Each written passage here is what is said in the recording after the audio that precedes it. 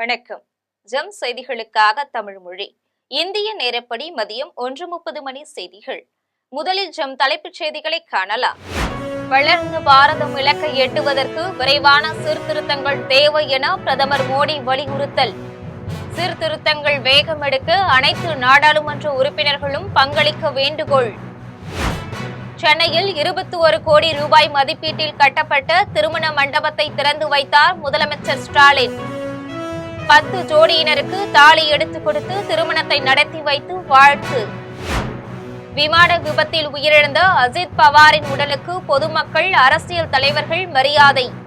குடும்பத்தினர் இறுதிச் சடங்குகளை செய்த பின் அரசு மரியாதையுடன் உடல் எரியூட்டப்பட்டது. சென்னை அரசு கலைக்கல்லூரி கேண்டீனில் பணிபுரியும் இளம்பெண்ணுக்கு பாலியல் வன்கொடுமை. தமிழகத்தில் தொடர்ந்து பெண்கள் பாதுகாப்பு கேள்விக்குறியாகி வருவதாக அண்ணாமலை குற்றச்சாட்டு. அணு உடன்பாடு பற்றிய பேச்சுக்கு ஈரானுக்கு அளித்த காலக்கெடு கரைந்து வருவதாக ட்ரம்ப் எச்சரிக்கை. அமெரிக்காவுக்கு பதிலடி கொடுக்க ஈரானின் முப்படைகளும் தயாராக உள்ளதாக வெளியுறவு அமைச்சர் அறிவிப்பு.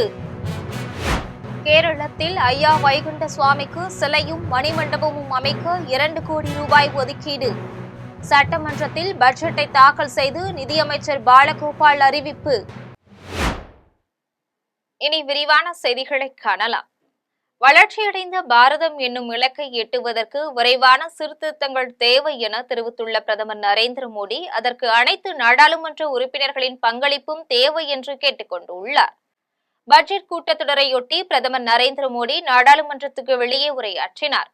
அப்போது 2047ஆம் ஆண்டுக்குள் வளர்ச்சியடைந்த பாரதம் என்னும் இலக்கை அடைய அடுத்து வரும் காலகட்டம் முக்கியமானது என்று தெரிவித்தார். தொடர்ந்து 9 முறை நாடாளுமன்றத்தில் பட்ஜெட் தாக்கல் செய்த நிதியமைச்சர் பெண் நிதியமைச்சர் என்கிற பெருமையை நிர்மலா சீதாராமன் பெற்றுள்ளதாக பிரதமர் குறிப்பிட்டார். ஐரோப்பிய ஒன்றியத்துடன் தடையற்ற வணிகத்துக்கு செய்து கொண்ட உடன்பாடு தற்சார்பு இந்தியா, தன்னிறைவு இந்தியா ஆகிய இலக்குகளை அடைய உதவும் என்றும் தெரிவித்தார். சீர்திருத்தம், செயல்பாடு, மாற்றம் என்பதே தமது அரசின் அடையாளமாக உள்ளதாக பிரதமர் குறிப்பிட்டார். இந்த சீர்திருத்த ரயில் வேகம் பெறுவதற்கு அனைத்து நாடாளுமன்ற உறுப்பினர்களின் நேர்மறையான பங்களிப்புகள் வேண்டும் என்றும் கேட்டுக்கொண்டார். அரசின் திட்டங்களை கோப்புகளில் மட்டுமல்லாமல் மக்களின் வாழ்விலும் கொண்டுவர தமது அரசு முயற்சிகளை மேற்கொண்டு வருவதாக தெரிவித்தார். தமிழ்நாடு முதலமைச்சர் மு.க.ஸ்டாலின் வடசென்னை வளர்ச்சி திட்டத்தில் கட்டப்பட்ட திருமண மண்டபத்தை திறந்து வைத்து 10 ஜோடிகளின் திருமணத்தை நடத்தி வைத்து வாழ்த்தியுள்ளார். வடசென்னை வளர்ச்சி திட்டத்தில் திருவிக நகர் தொகுதியில் 21 கோடியே 50 லட்சம் ரூபாய் மதிப்பீட்டில் திருமண மண்டபம் கட்டப்பட்டுள்ளது. இதை தமிழ்நாடு முதலமைச்சர் மு.க.ஸ்டாலின் திறந்து வைத்தார். அதன்பின் 10 ஜோடிகளின் திருமணம் நடைபெற்றது. திருமணத்துக்கான தாலியை எடுத்துக் கொடுத்த முதலமைச்சர் மணமக்களுக்கு அட்சதை தூவி வாழ்த்தினார். இந்த விழாவில் இந்து அறநிலையத்துறை அமைச்சர் சேகர் பாபு, மேயர் பிரியா ஆகியோரும் கலந்து கொண்டனர். விமான விபத்தில் உயிரிழந்த அஜித் பவாரின் உடல் பொதுமக்கள், அரசியல் தலைவர்களின் மரியாதைக்கு பின் குடும்பத்தினர் இறுதி சடங்குகளை செய்த பின் அரசு மரியாதையுடன் தகனம் செய்யப்பட்டது. மகாராஷ்டிராவில் விமான விபத்தில் உயிரிழந்த துணை முதலமைச்சர் அஜித் பவாரின் உடல் தேசிய கொடி போர்த்தி பாராமதியில் உள்ள விளையாட்டு மைதானத்தில் பொதுமக்கள், அரசியல் தலைவர்களின் மரியாதைக்காக வைக்கப்பட்டது. ஏராளமான மக்கள் கூடியிருந்த மைதானத்தில் இறுதி சடங்கு நடைபெற்றது. இதில் அஜித் பவாரின் சிற்றப்பர் சரத் பவார், அவர் மகள் சுப்ரியா சுலே ஆகியோர் பங்கேற்றனர். அஜித் பவாரின் மகன்கள் ஜெய், பார்த் ஆகியோர் இறுதி சடங்குகளை செய்தனர். அஜித்தின் உடலுக்கு அவர் மனைவியும் மாநிலங்களவை உறுப்பினருமான சுனேத்ரா இறுதி மரியாதை செலுத்தினார். மத்திய உள்துறை அமைச்சர் அமித்ஷா அஜித் பவாரின் உடல் வைக்கப்பட்ட சிதைக்கு மலர் வளையம் வைத்து மரியாதை செலுத்தினார். பாஜக தேசிய தலைவர் நிதின் நவீன், மகாராஷ்டிர முதலமைச்சர் தேவேந்திர பட்னாவிஸ், மத்திய அமைச்சர் நிதின் கட்கரி ஆகியோரும் மலர் வளையம் வைத்து மரியாதை செலுத்தினர். கோவா முதலமைச்சர் பிரமோத் சாவந்த், மகாராஷ்டிர துணை முதலமைச்சர் ஏக்நாத் சிண்டே ஆகியோரும் மலர் வளையம் வைத்து மரியாதை செலுத்தினர். அதன்பின் அரசியல் தலைவர்கள் பலரும் மலர் வளையம் வைத்து மரியாதை செலுத்தினர்.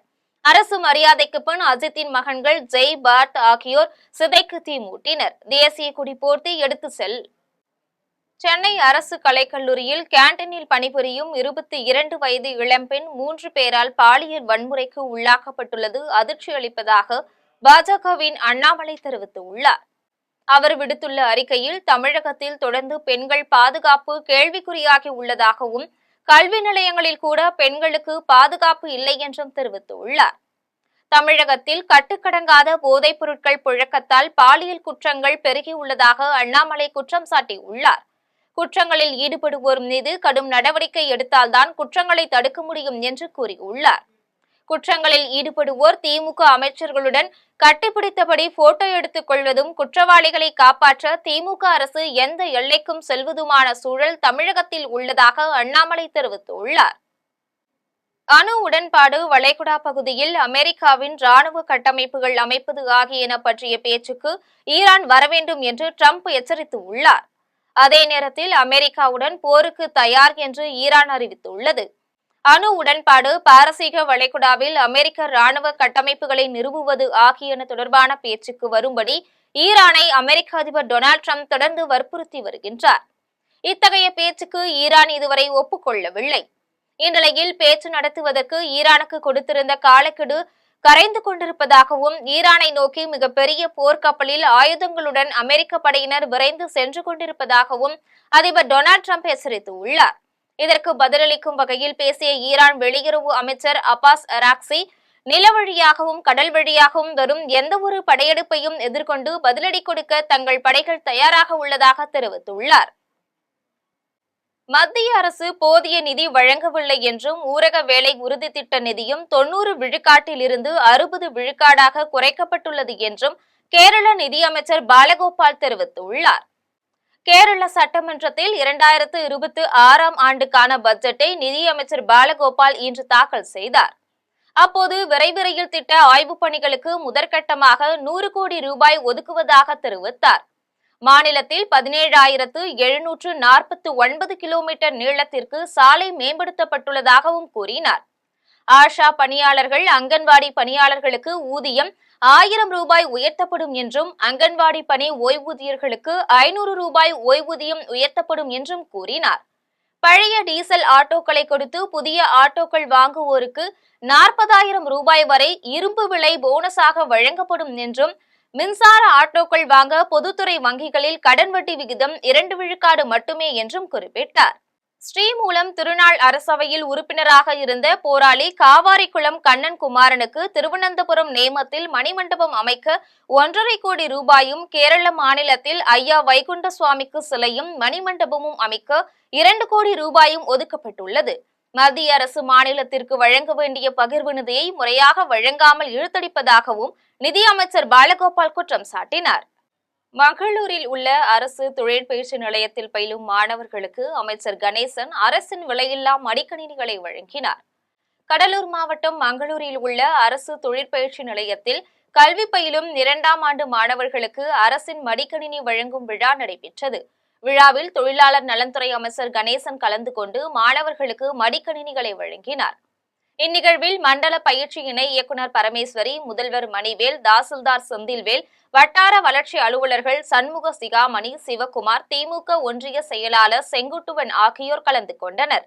அரசியல் காரணத்திற்காக விஜய்க்கு அழுத்தம் கொடுக்க வேண்டும் என்பதற்காகவே ஜனநாயகன் படத்திற்கு இதுவரை சென்சார் போர்டு ஒப்புதல் வழங்காமல் உள்ளது என்று நாடாளுமன்ற உறுப்பினர் துரை வைகோ தெரிவித்துள்ளார். புதுக்கோட்டை மாவட்ட ஆட்சியர் அலுவலகத்தில் திருவப்பூர் மற்றும் கருவேப்பிள்ளையான் இடங்களில் ரயில்வே மேம்பாலங்கள் அமைப்பது குறித்து மாவட்ட ஆட்சியர், நாடாளுமன்ற உறுப்பினர் துரை வைகோ, ரயில்வே துறை அதிகாரிகள் உள்ளிட்ட அரசு அதிகாரிகள் ஆகியோர் ஆலோசனை மேற்கொண்டனர். பின்னர் நாடாளுமன்ற உறுப்பினர் துரை வைகோ செய்தியாளர்களிடம் பேசிய போது, திமுக காங்கிரஸ் கூட்டணி கட்சி தலைவர்களிடையே முரண்பாடுகள் இருக்கலாம். ஆனால் காங்கிரஸ் தலைவர் ராகுல் காந்திக்கும் தமிழக முதல்வருக்கும் நல்ல புரிந்துணர்வு உள்ளது என தெரிவித்தார். தொடர்ந்து திமுக கூட்டணியிலிருந்து காங்கிரஸை பிரித்து தமிழக வெற்றி கழகத்தில் சேர்ப்பதற்கான நடவடிக்கைகளை சிலர் செய்து வருகின்றனர். ஆனால் அவர்களுடைய ஆசை நிறைவேறாது என்று விஜயின் தந்தையை மறைமுகமாக விமர்சித்தார். இதையடுத்து அரசியல் காரணத்திற்காக விஜய்க்கு அழுத்தம் கொடுக்க வேண்டும் என்பதற்காகவே ஜனநாயகன் படத்திற்கு இதுவரை சென்சார் போர்டு ஒப்புதல் வழங்காமல் உள்ளது என்று தெரிவித்தார். இது கிட்டத்தட்ட 15 வருஷமா நீண்டகால ஒரு கோரிக்கை. புதுக்கோட்டை இங்க நகரத்துல போக்குவரத்து நெரிசலும் பல்வேறு சில சமயங்கள் விபத்துகள் கூட. இது இதுக்கு ஒரு முற்றுப்புள்ளி வைக்கணும்னா இந்த 2 லெவல் கிராசிங், ரயில்வே லெவல் கிராசிங்ல கண்டிப்பா ரயில்வே மேம்பாலம் கட்டப்பட வேண்டும்ங்கிறது தான் நீண்டகால கோரிக்கையா இருந்தது. மிகப்பெரிய ஒரு நீண்டகால ஒரு தொய்வு இருக்கு, அது மறுக்கிறதுக்கே கிடையாது. நான் இந்த 1.5 வருஷம் நாடாளுமன்ற உறுப்பினர் பொறுப்பேற்ற பிறகு தொடர்ந்து உங்களுக்கு அந்த டிஷா மீட்டிங்ல நான் கேள்விகள் கேட்டிருக்கிறேன். நான் ஏன் இதனால டிலேன்னு சொல்லிட்டு இருந்தது. நாடாளுமன்ற உறுப்பினரான தர்மர் பதவியை ராஜினாமா செய்யாமல் அதிமுகவில் இணைந்து மிகப்பெரிய துரோகத்தை செய்துவிட்டார் என அதிமுக மாவட்ட செயலாளர் மூக்கையா தெரிவித்துள்ளார். தேனி மாவட்டம் பெரியகுளம் அக்ரஹாரத்தில் உள்ள முன்னாள் முதல்வர் ஓ பன்னீர்செல்வம் இல்லத்தில் ஆலோசனை கூட்டம் நடைபெற்றது. கூட்டத்தில் ராமநாதபுரம் மாவட்ட செயலாளர் மூக்கையா தலைமையில் நிர்வாகிகள் ஆகியோர் கலந்து கொண்டனர். தொடர்ந்து ஓ பன்னீர்செல்வம் தேர்தல் நெருங்கி வருவதால் அதற்கான பணிகளை மாவட்டத்தில் மேற்கொள்ளுமாறு நிர்வாகிகளுக்கு தெரிவித்தார். இதையடுத்து மாவட்ட செயலாளர் மூக்கையா செய்தியாளர்களிடம் பேசிய போது, நாடாளுமன்ற உறுப்பினர் தர்மருடன் ஒரு சில நபர்கள் மட்டுமே அதிமுகவில் இணைந்துள்ளனர். ஆனால் ராமநாதபுரத்தில் இன்னும் பலர் முன்னாள் முதல்வர் ஓ பன்னீர்செல்வத்திற்கு ஆதரவாக உள்ளார்கள் என்று தெரிவித்தார்.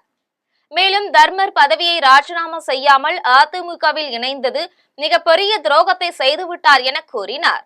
இந்நிகழ்வில் மாவட்ட செயலாளர் சுப்பிரமணியன், மாவட்ட இணை செயலாளர் சித்ரா, மாவட்ட கழக துணை செயலாளர் கற்பவள்ளி ஆகியோர் உடனிருந்தனர். வரும் தேர்தல்களில் காங்கிரஸ் கட்சி உறுதியாக வெற்றி பெறும் என காங்கிரஸ் கமிட்டி பொறுப்பாளர் நிவேதி தாழ்வா தெரிவித்துள்ளார். கோவை மாவட்ட காங்கிரஸ் கமிட்டி அலுவலகத்தில் கட்சியின் பொறுப்பாளர் நிவேதி தாழ்வா செய்தியாளர்களை சந்தித்து பேசினார்.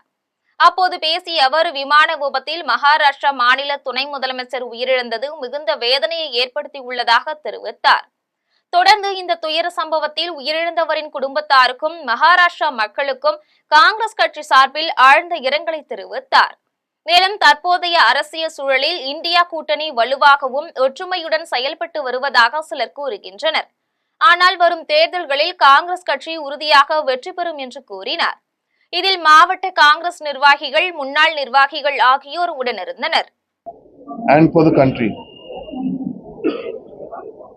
Apart from this, the AICC is getting ready for elections in Tamil Nadu. We are traveling to all the districts to review the functioning of our DCCs. As you know, we had conducted the SSA process. Now all districts of Tamil Nadu DCC presidents have been appointed. கூட்டணியில் காங்கிரசுக்கு தேவையான தொகுதிகள் ஒதுக்கப்படும் என்று திமுக அமைப்பு செயலாளர் RS Bharathi தெரிவித்துள்ளார். தென்காசியில் திமுக சார்பில் ஆட்டோ ஓட்டுநர்களுக்கு நலத்திட்ட உதவிகள் வழங்கும் விழா நடைபெற்றது. இதில் அமைப்பு செயலாளர் RS பாரதி பங்கேற்று 200க்கும் மேற்பட்ட ஆட்டோ ஓட்டுநர்களுக்கு சீருடை உள்ளிட்ட பல்வேறு நலத்திட்ட உதவிகளை வழங்கினார். அதன்பின் செய்தியாளர்களிடம் பேசிய RS பாரதி, முந்தைய காலகட்டங்களில் காங்கிரசுக்கு எந்த நடைமுறைகளை பின்பற்றி தொகுதிகளை ஒதுக்கினோமோ அதே நடைமுறையை பின்பற்றி இப்போதும் தேவையான தொகுதிகள் ஒதுக்கப்படும் என தெரிவித்தார். கனிமொழி கூறியது போல் திமுகவின் தேர்தல் அறிக்கை வரும் சட்டமன்ற தேர்தலில் ஹீரோயினாக இருக்கும் என கூறினார். தமிழ்நாடு தேர்தல் பாராளுமன்றம் அழைக்கப்பட்டு இந்திரா காந்தி அம்மையார் அவர்கள் பாராளுமன்றத்துக்கு தேர்தல் கொண்டு வந்த நேரத்தில் 72 வரை பதவி காலம் இருந்த கலைஞர்கள் ஓராண்டு முன்கூட்டியே சட்டமன்றத்தை கலைத்து பாராளுமன்ற தேர்தலோடவே சட்டமன்ற தேர்தலை வைத்தார். தமிழ்நாட்டினுடைய இரு பெரும் தலைவர்கள், இரு துருவங்களாக இருந்த தலைவர்கள், பெருந்தலைவர் காமராஜன், ராஜாஜி அந்த தேர்தலில் ஒன்று சேர்ந்து திராவிட முன்னேற்ற கழகத்தை எதிர்த்தார்கள் கூட்டணியை. அந்த கூட்டணி மிகப்பெரிய தோல்வி அடையும் சொல்லி எல்லா கருத்து கணிப்புகளை விட அரசாங்கத்தை நடத்திய சீஃப் செக்ரட்டரி.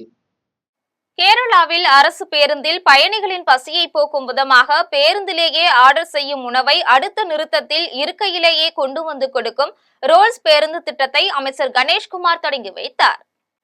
கேரள மாநிலம் திருவனந்தபுரம் மாவட்டம் தம்பானூர் பேருந்து நிலையத்தில் ரோல்ஸ் பேருந்து இருக்கையில் உணவு திட்டத்தை போக்குவரத்து துறை அமைச்சர் கணேஷ்குமார் தொடங்கி வைத்தார். தொடர்ந்து அமைச்சர் கணேஷ்குமார் நிகழ்ச்சியில் பேசிய போது, பேருந்தில் பசியோடு பயணிப்பவர்களின் பசியை போக்கும் விதமாக பேருந்திலேயே ஆர்டர் செய்யும் உணவை அடுத்த நிறுத்தத்தில் இருக்கையிலேயே கொண்டு வந்து கொடுக்கும் விதமாக இந்த திட்டம் அமைக்கப்பட்டுள்ளது என்று தெரிவித்தார். மேலும் இந்த திட்டம் கேரளாவில் உள்ள 10 பேருந்து நிலையங்களில் செயல்படுத்தப்படும் என்று கூறினார். இதையடுத்து கேரளா போக்குவரத்து கழகம் என்ற விமானம் உயர முயற்சி செய்து கொண்டிருக்கின்றது. இதனை பாதியில் நிறுத்த முயற்சிக்க கூடாது என்றும் தொடர்ந்து உயரத்தில் பறக்க உதவிகரமாக மக்கள் இருக்க வேண்டும் என்றும் தெரிவித்தார். கோவையில் ராகவேந்திரா சப்தாக மகோத்சவ விழா 7 நாட்கள் நடைபெற உள்ளதாக விழா ஒருங்கிணைப்பாளர்கள் தெரிவித்துள்ளனர்.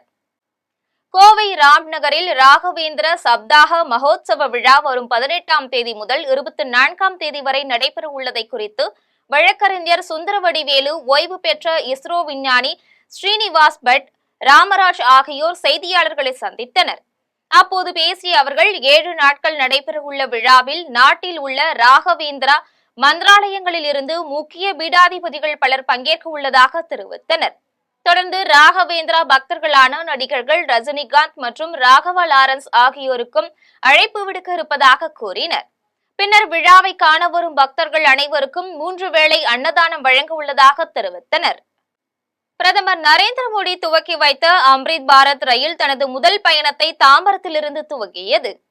தாம்பரத்திலிருந்து திருச்சி, மதுரை, நெல்லை, கன்னியாகுமரி வழியாக திருவனந்தபுரம் வரை செல்லும் அம்ரித் பாரத் ரயில் தாம்பரத்திலிருந்து தனது முதல் பயணத்தை துவங்கியது. ஏராளமான பயணிகள் ஆர்வத்துடன் பயணித்து வருகின்றனர். நெல்லை தாம்பரம் 2ஆம் வகுப்பு படுக்கை வசதிக்கு 420 ரூபாயும், பொது பெட்டிகளில் 240 ரூபாயும் செலுத்தி பயணம் செய்யலாம் என அறிவிக்கப்பட்டுள்ளது. தமிழ்நாடு, கேரளா ஆகிய 2 மாநிலங்களின் தலைநகரங்களை இணைக்கும் வகையில் திருவனந்தபுரம், சென்னை சென்ட்ரல் இடையிலான புதிய வாராந்திர அம்ரித் பாரத் அறிமுக சேவையை பிரதமர் மோடி கடந்த 23ஆம் தேதி திருவனந்தபுரம் சென்ட்ரல் ரயில் நிலையத்தில் நடந்த விழாவில் கொடியசைத்து துவக்கி வைத்தார்.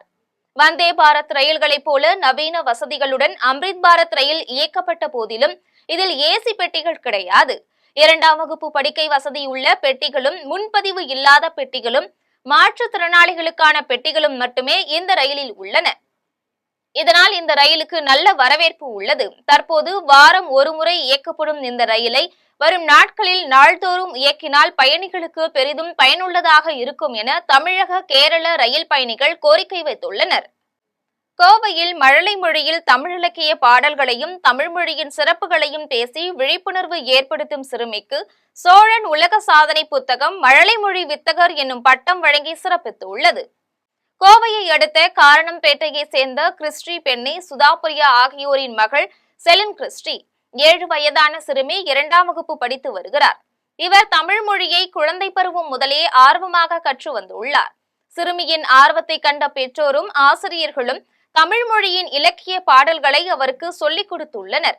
இதனைத் தொடர்ந்து சிறுமி செலின் கிறிஸ்டி 50 தமிழ் இலக்கிய பாடல்கள், 102 சமஸ்கிருத சொற்களுக்கான தமிழ் சொற்கள் ஆகியவற்றை 30 நிமிடங்களில் கூறி உலக சாதனை படைத்துள்ளார். சிறுமியின் தமிழ் புலமையை கண்ட சோழன் உலக சாதனை புத்தகத்தின் நிறுவனர் நீலமேகம் நிமலன் சிறுமிக்கு உலக சாதனைக்கான பதக்கத்தையும் சான்றிதழ்களையும் வழங்கி மழலை மொழி வித்தகர் என்னும் பட்டத்தை வழங்கினார். தமிழ் மொழியினுடைய பக்தி மற்றும் இலக்கிய பாடல்கள் என மொத்தம் 50 பாடல்களையும் தமிழ் மொழியில் இன்று பயன்பாட்டில் இருக்கக்கூடிய 100 வேற்றுமொழி சொற்களையும் அடையாளப்படுத்தி ஒரு அற்புதமான முயற்சியை மேற்கொண்டார். இந்த முயற்சியின் நேரமானது 17 நிமிடங்களுக்குள் இந்த முயற்சியை இவர் வெற்றிகரமாக நிறைவு செய்தார். இவருடைய இந்த முயற்சியை உலக சாதனையாக பதிவு செய்கிறது. சேலம் மாவட்டம் ஆத்தூரில் தனிநபர் ஆக்கிரமிப்பு செய்துள்ள அரசு நிலத்தை மீட்டெடுக்க கோரி அப்பகுதி மக்கள் கோரிக்கை விடுத்துள்ளனர். சேலம் மாவட்டம் ஆத்தூரில் இலங்கை அகதிகளுக்காக அரசு ஒதுக்கிய நிலத்தை தனியார் நபர் ஆக்கிரமிப்பு செய்துள்ளதை கண்டித்து பெத்தநாயக்கன் பாளையம் தண்ணீர் பந்தல் ஆதி திராவிடர் பகுதி மக்கள் புகார் மனு அளித்துள்ளனர். வட்டாட்சியர் ஜெயக்குமாரிடம் அளித்த மனுவில் அரசு நிலத்தை தனிநபர் ஆக்கிரமிப்பு செய்து கம்பிவேலி அமைக்கும் பணியை தடுத்து அரசுக்கு சொந்தமான பல்வேறு துறை சார்ந்த அலுவலகங்களை அமைக்க வேண்டும் என்றும், தங்கள் கோரிக்கையை ஏற்க மறுத்தால் வரும் சட்டமன்ற தேர்தலை புறக்கணித்து குடும்ப அட்டை, வாக்காளர் அட்டை, ஆதார் அட்டை போன்ற அரசு ஆவணங்களை பெத்தநாயக்கன் பாளையம் வட்டாட்சியர் அலுவலகத்தில் திருப்பி அனுப்பும் போராட்டத்தில் ஈடுபடுவோம் என்றும் அப்பகுதி மக்கள் தெரிவித்துள்ளனர். கப்பல் அறுமுகம், என் பேர் கப்பல் அறுமுகம். எனது 45/1 கிழக்கு அரிஜின தெருவில் நான் வசிக்கிறேன். நான் இந்த ஊரில் பிறந்தவன். அப்படி இருக்கும்போதில் சேலம் மாவட்டம் பெத்தநாயக்கன் மாவட்டத்தில் வசித்து வருகிறேன். எனது முகவரி இப்போ 40 வருஷத்துக்கு முன்னாடி சுலோனுக்கு கால்நடை மருத்துவமனை அருகில் சுலோனுக்கு அகதிகளுக்கு ஒதுக்கப்பட்ட நிலம் 1.5 ஏக்கர். அந்த நிலத்தை வந்து தனியாருக்கு வந்து முள்வேலி போட்டுக்கிட்டு இருக்கிறாங்க. அதை நாங்கள் தடுத்துட்டு மீண்டும் தாசில்தாருக்கு மனு கொடுத்துருக்குறோம். திருமணம் செய்து கொள்வதாக ஆசை வார்த்தை கூறி காதலன் தன்னிடம் அத்துமீறியதாக தாம்பரம் மகளிர் காவல் நிலையத்தில் காதலி புகார் கொடுத்து உள்ளார். திண்டிவனத்தை சார்ந்த ஆகாஷ் மீனம்பாக்கத்தில் உள்ள ரெமோ இன்டர்நேஷனல் கல்லூரியில் BBA 2ஆம் ஆண்டு ஏர்லைன் அண்ட் ஏர்போர்ட் மேனேஜ்மெண்ட் படித்து வருகின்றார். இவர் தன்னுடன் படித்த கேரளாவை சார்ந்த பூர்ணிமா என்ற பெண்ணை கடந்த 1 வருடமாக காதலித்து வந்துள்ளார். இந்த நிலையில் தாம்பரம் மகளிர் காவல் நிலையத்தில் காதலி பூர்ணிமா குரோம்பேட்டையில் உள்ள வெற்றி திரையரங்கிற்கு அழைத்து சென்ற ஆகாஷ் தன்னிடம் அத்துமீறி நடந்ததோடு தன்னை திருமணம் செய்து கொள்ள மறுப்பதாக கூறி ஆகாஷ் மீது தாம்பரம் காவல் நிலையத்தில் புகார் அளித்துள்ளார். புகாரின் அடிப்படையில் தாம்பரம் மகளிர் காவலர்கள் ஆகாஷை விசாரணைக்கு அழைத்த போது விசாரணைக்கு வராமல் ஆகாஷ் செல்பேசி எண்ணை அணைத்துவிட்டு சென்னையில் இருந்து கன்னியாகுமரிக்கு சென்று அங்கு தனது பாட்டி வீட்டில் தங்கியுள்ளார். கன்னியாகுமரிக்கு விரைந்து சென்ற தனிப்படை காவல்துறையினர் ஆகாஷை சென்னை அழைத்து வந்து விசாரணை மேற்கொண்டதில் 1 வருட காலமாக காதலித்தது உண்மைதான் என்றும் நன்மங்கலம் அருகே தனியாக வீடு எடுத்து இருவரும் ஒன்றாக இருந்ததாகவும் தற்போது வயது குறைவாக இருப்பதால் திருமணம் செய்து கொள்ள முடியாது எனவும் விசாரணையில் தெரிவித்தார். அதன் பெயரில் ஆகாஷ் மீது வழக்கு பதிவு செய்த காவல்துறையினர் தாம்பரம் நீதிபதி முன் ஆஜர்படுத்தி சிறையில் அடைத்தனர். அரசு மருத்துவமனையில் மருத்துவர்கள் யாரும் இல்லாததால் நோயாளிக்கு சமையல் வேலை செய்யும் பெண் ஒருவர் சிகிச்சை அளித்ததால் பெரும் பரபரப்பு ஏற்பட்டுள்ளது. புதுக்கோட்டை மாவட்டம் ஆலங்குடி அருகே அரசு மருத்துவமனையில் வாகன விபத்தில் பாதிக்கப்பட்ட ஒரு நபரை சிகிச்சைக்காக கொண்டு வந்தனர். அப்போது மருத்துவமனையில் யாரும் இல்லாததால் சமையல் வேலை செய்யும் பெண் ஒருவர் விபத்தில் பாதிக்கப்பட்ட நபருக்கு சிகிச்சை அளித்தார். இந்த சம்பவம் பெரும் பரபரப்பை ஏற்படுத்தியது. இதைத் தொடர்ந்து இதனை கவனத்தில் கொண்டு உடனடியாக ஆலங்குடி அரசு மருத்துவமனைக்கு உரிய மருத்துவர் நியமிக்க வேண்டும் என்று பொதுமக்கள் கோரிக்கை விடுத்தனர். ஓமலூர் அருகே நகைக்கடை ஷட்டர் மற்றும் CCTVயை உடைத்து முகமூடி திருடர்கள் 2 சவரன் தங்கம் 3 கிலோ வெள்ளியை திருடி சென்ற சம்பவம் பரபரப்பை ஏற்படுத்தியுள்ளது. சேலம் மாவட்டம் ஓமலூர் அருகே காமலாபுரத்தில் ஜோதி என்பவர் நகைக்கடை நடத்தி வருகிறார். இந்நிலையில் நேற்று கடையை பூட்டி விட்டு சென்ற அவர் காலையில் கடையை திறக்க வந்தபோது ஷட்டர் மற்றும் CCTV உடைக்கப்பட்டிருந்தது. மேலும் கடையில் இருந்த 2 சவரன் தங்க நகைகள் 3 கிலோ வெள்ளி ஆகியவை திருடு போயிருந்தது. தகவல் அறிந்து சம்பவ இடத்திற்கு சென்ற காவல்துறையினர் CCTV வீடியோ காட்சிகளை கைப்பற்றி விசாரணை நடத்தி வருகின்றனர். கடலூர் மாவட்டம் வேப்பூரில் விவசாய நிலத்தில் அமைக்கப்பட்ட மின்வேலியால் விவசாயி ஒருவர் உயிரிழந்த சம்பவம் அப்பகுதியில் பெரும் சோகத்தை ஏற்படுத்தியுள்ளது. கடலூர் மாவட்டம் வேப்பூர் அடுத்த ரெட்டாக்குறிச்சியை சார்ந்த 58 வயதான கிருஷ்ணன் என்பவர் நிலத்தை குத்தகைக்கு எடுத்து விவசாயம் செய்து வந்துள்ளார். இந்நிலையில் விதிகளுக்கு புறம்பாக காத்தமுத்து என்பவரது நிலத்தில் அமைக்கப்பட்டிருந்த மின்வேலியில் மின்சாரம் தாக்கியதில் கிருஷ்ணன் சம்பவ இடத்திலேயே உயிரிழந்தார். தகவல் அறிந்து சம்பவ இடத்திற்கு விரைந்த சிறுபாக்கம் காவல்துறையினர் உடலை மீட்டு கூராய்வுக்காக விருதாச்சலம் அரசு மருத்துவமனைக்கு அனுப்பி வைத்தனர். விளைநிலங்களில் வன விலங்குகளை விரட்ட சோலார் மின்வெளி அமைக்க மட்டுமே அனுமதி உள்ள நிலையில் கூடுதல் மின்சாரத்தை இணைத்து மனித உயிர்களுக்கு ஆபத்தை விளைவிக்கும் இத்தகைய சட்டவிரோத செயல்கள் தொடர்ந்து நடைபெறுவதாக சமூக ஆர்வலர்கள் குற்றம் சாட்டியுள்ளனர். தேர்தல் முன்விரோதம் காரணமாக உயிர் மாய்க்க செய்த முயற்சி வழக்கில் முன்னாள் ஊராட்சி மன்ற தலைவர் உள்ளிட்ட 3 பேருக்கு 7 ஆண்டுகள் சிறை தண்டனையும் அபராதமும் விதித்து நீதிபதி தீர்ப்பு வழங்கியுள்ளார். விருதுநகர் மாவட்டம் அருப்புக்கோட்டை அருகே கொப்புசித்தம்பட்டி கிராமத்தில் கடந்த 2019ஆம் ஆண்டு உள்ளாட்சி தேர்தல் நடந்து முடிந்தது. இந்த தேர்தலில் அதே ஊரை சேர்ந்த கார்த்திகை செல்வியும் முன்னாள் ஊராட்சி மன்ற தலைவர் ஜெய்சங்கரின் மனைவி விஜயலட்சுமியும் போட்டியிட்டனர். அப்போது கார்த்திகை செல்விக்கு ஆதரவாக ராமமூர்த்தி என்பவர் செயல்பட்டுள்ளார். இது ஜெய்சங்கருக்கு பிடிக்காமல் இருந்த நிலையில் கடந்த 2020ஆம் ஆண்டு ராமமூர்த்தியை ஜெய்சங்கர் உள்ளிட்ட 3 பேர் சேர்ந்து அரிவாள் உள்ளிட்ட ஆயுதங்களால் தாக்கி காயப்படுத்தியுள்ளனர். இது தொடர்பாக ராமமூர்த்தியின் மனைவி நாகலட்சுமி ரெட்டியப்பட்டி காவல் நிலையத்தில் புகார் அளித்தார். இந்த புகார் அடிப்படையில் ஜெய்சங்கர், அலெக்ஸ், சாந்தகுமார் ஆகிய 3 பேர் மீது வழக்கு பதிவு செய்தனர். இந்த வழக்கு அருப்புக்கோட்டை சார்பு நீதிமன்றத்தில் நடைபெற்று வந்த நிலையில் 3 பேருக்கும் தற்போது தீர்ப்பு வழங்கப்பட்டுள்ளது. தீர்ப்பில் 3 பேருக்கும் 7 ஆண்டுகள் சிறை தண்டனையும் 5000 ரூபாய் அபராதமும் விதித்து நீதிபதி தீர்ப்பளித்தார். மகளின் நடத்தையில் சந்தேகமடைந்த தந்தை மகளின் கழுத்தை அறுத்து உயிர் மாய்க்க செய்துவிட்டு காவல் நிலையத்தில் சரணடைந்துள்ளார். சேலம் மாவட்டம் வாழப்பாடி அருகே வெள்ளாளக்குண்டமைச் சேர்ந்த செல்வராஜ் மாதம்மாள் தம்பதியினருக்கு ஸ்ரீராம் என்ற மகனும் பிரித்திங்கரா தேவி என்ற மகளும் உள்ளனர். தொடர்ந்து பிரித்திங்கரா தேவிக்கும் தாதாகப்பட்டியை சேர்ந்த கண்ணன் என்பவருக்கும் 2 ஆண்டுகளுக்கு முன் திருமணமான நிலையில் எழிலரசு என்ற 1 வயது குழந்தை உள்ளது. பின்னர் இவர்களிடையே அடிக்கடி ஏற்படும் குடும்ப தகராறு காரணமாக பிரித்திங்கரா தேவி தனது அப்பா வீட்டிற்கு கடந்த 5 மாதங்களாக வந்துள்ளார்.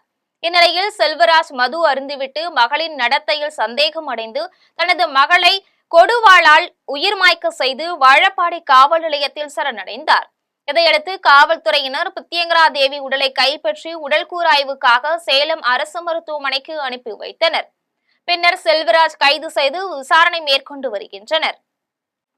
அண்ணாமலையார் கோவிலில் மார்கழி மாதத்தையொட்டி 5,45,00,000 ரூபாய் ரொக்க பணத்தை பக்தர்கள் காணிக்கையாக செலுத்தியுள்ளனர். திருவண்ணாமலை மாவட்டம் அண்ணாமலையார் கோவிலில் மார்கழி மாத பௌர்ணமி உண்டியல் காணிக்கை பக்தர்களின் முன்னிலையில் எண்ணப்பட்டது. இதில் 5,40,29,806 ரூபாய் ரொக்கப்பணமும், தங்கம் 190 கிராமும், வெள்ளி 2 கிலோ 390 கிராமும் பக்தர்களால் காணிக்கை அளிக்கப்பட்டிருந்தது. இனி வருவது திரையுலக செய்தி. துபாயில் உள்ள கார் பந்தய களத்தில் அஜித்தை நடிகர் மாதவன் நேரில் சந்தித்த புகைப்படங்கள் தற்போது சமூக வலைதளங்களில் வைரலாகி வருகிறது. ஸ்பெயின் மற்றும் அபுதாபி ஆகிய இடங்களில் நடைபெறுகின்ற கார் பந்தயத்தில் நடிகர் அஜித் குமார் தற்போது கலந்து கொண்டு வருகின்றார். இந்நிலையில் அபுதாபி கார் பந்தய களத்தில் திரை பிரபலங்கள் பலரும் அஜித்தை நேரில் சந்தித்து வாழ்த்து தெரிவித்து வருகின்றனர். அந்த வகையில் அஜித்தை நடிகர் மாதவன் நேரில் சந்தித்து உரையாடினார். அப்போது இருவரும் உரையாடிய காட்சிகள் தற்போது சமூக வலைதளங்களில் வைரலாகி வருகிறது. இனி வருவது உலகச் செய்திகள்.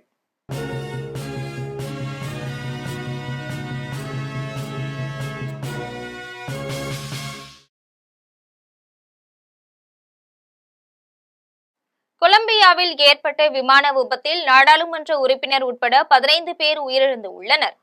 அமெரிக்காவின் கொலம்பியா மாகாணத்தில் உள்ள நார்ட்-எடி சண்டாண்டர் என்ற ஊரில் சிறிய நகரம் விமானம் ஒன்று தரையில் விழுந்து நொறுங்கியுள்ளது. விமானத்தில் ஏற்பட்ட தொழில்நுட்ப கோளாறு காரணமாக இந்த விபத்து ஏற்பட்டதாக கூறப்படுகின்றது. அந்த விமானத்தில் 13 பயணிகள், 2 விமான ஊழியர்கள் உட்பட 15 பேர் இருந்ததாக தகவல் தெரிவிக்கப்பட்டுள்ளது.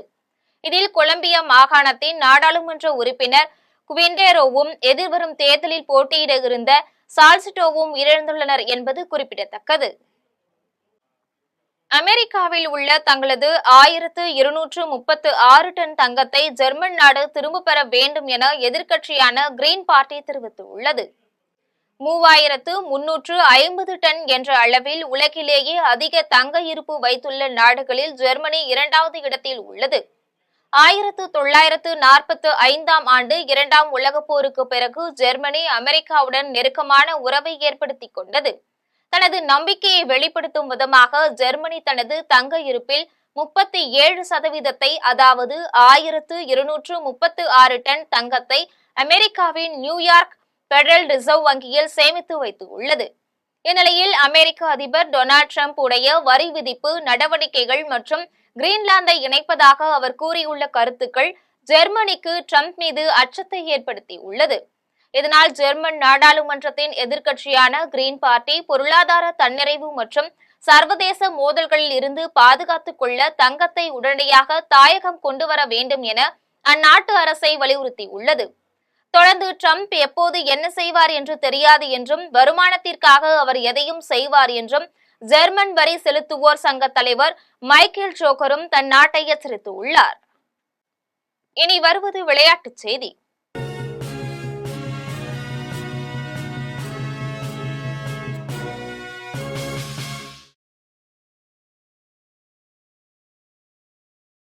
மகளிர் பிரீமியர் லீக் 20 ஓவர் கிரிக்கெட் போட்டியில் பெங்களூரு ஊபி வாரியர்ஸ் அணிகள் இன்று மோதுகின்றன. குஜராத் மாநிலம் வதோதராவில் மகளிர் பிரீமியர் லீக் 20 ஓவர் கிரிக்கெட் போட்டி நடைபெற்று வருகின்றது. இந்த தொடரின் 18வது லீக் போட்டியில் Royal Challengers Bengaluru UP warriors அணிகள் இன்று மோதுகின்றன. இதில் பெங்களூரு அணியின் கேப்டன் ஸ்மிருதி மந்தனா தலைமையிலான வீரர்களும் ஊபி வாரியார்ஸ் அணியின் கேப்டன் மெக்லானிங் தலைமையிலான வீரர்களும் பங்கேற்கின்றனர். தொடர்ந்து இன்றைய போட்டியில் ஊபி வாரியார்ஸ் அணி தோற்றால் அடுத்த சுற்று வாய்ப்பை இழந்துவிடும் என்பதால் வெற்றிக்காக எல்லா வகையிலும் போராடும் என ரசிகர்களிடையே பலத்த எதிர்பார்ப்பு உள்ளது. இனி வருவது தங்கம், வெள்ளி மற்றும் பங்குச்சந்தை விலை நிலவரம்.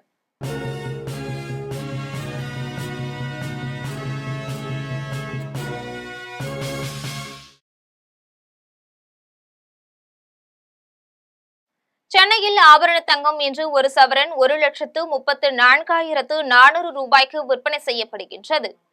சென்னையில் இன்று ஆபரண தங்கத்தின் விலை கிராமுக்கு 1,190 ரூபாய் அதிகரித்து 16,800 ரூபாய்க்கு விற்பனை செய்யப்படுகின்றது. மேலும் ஒரு சவரன் 9,520 ரூபாய் அதிகரித்து 1,34,400 ரூபாய்க்கு விற்பனை செய்யப்படுகின்றது.